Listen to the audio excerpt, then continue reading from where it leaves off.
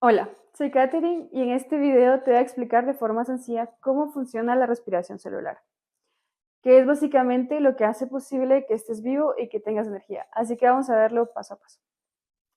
Bueno, iniciemos. ¿Qué es la respiración celular?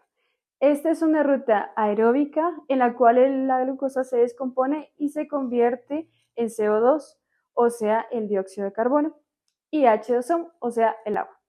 Esta consta de 4 fases, que son la glucólisis, la reacción preparatoria, el ciclo de ácidos cítricos, también conocido como el ciclo de Krebs, y el paso de electrones a lo largo de la cadena de transporte de electrones. Bueno, es importante resaltar que la oxidación de sustratos implica la eliminación de átomos de hidrógeno por coenzima redox. Te voy a iniciar hablando de las fases que se dan fuera de la mitocondria. Okay, la primera fase que tenemos es la glucólisis. Esta es la descomposición de la glucosa en dos moléculas de piruvato. Esta es una serie de reacciones enzimáticas que ocurren en el citoplasma y se caracteriza por ser anaeróbica, o sea que no necesita oxígeno. De este proceso se obtienen dos moléculas de ATP y se producen dos moléculas de NAD. Ahora vamos a hablar de la fermentación. Esta implica glucólisis seguida por la reducción de piruvato mediante la NADH, o sea, ya sea lactato en animales o alcohol y CO2 en levaduras. En este proceso se libera NAD de manera que se pueden aceptar átomos de hidrógeno a través de la glucólisis. Como resultado de este proceso tenemos dos moléculas de ATP. Ok, ahora te voy a hablar de las fases que se dan dentro de las mitocondrias.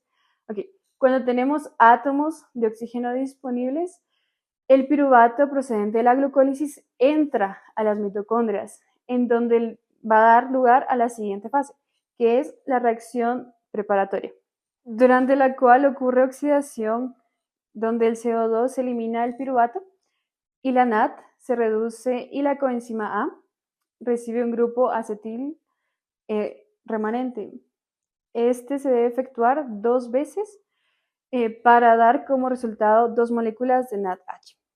Ok, luego el grupo acetilo entra al ciclo de ácido cítrico o el ciclo de Krebs, donde esta es una serie cíclica de reacciones que se realiza en la matriz mitocondrial.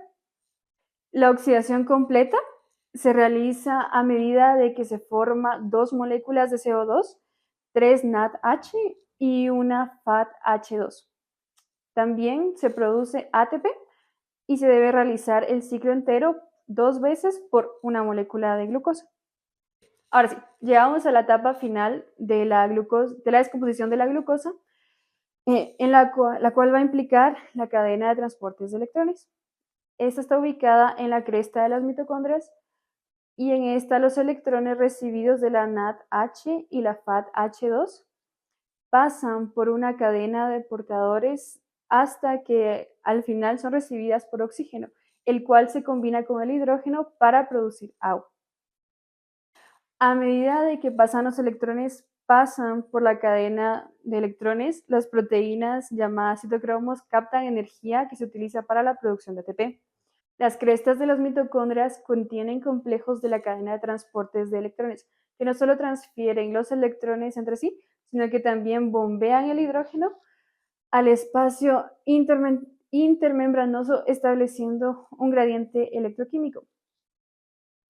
Cuando el hidrógeno fluye en dirección descendente de ese gradiente a través de un complejo de ATP sintetasa, la energía se capta y es utilizada para formar moléculas de ATP a partir de ADP, y esta es la síntesis de ATP por medio de la quiosmosis. En teoría se producen de 36 a 38 ATP mediante la descomposición completa de glucosa.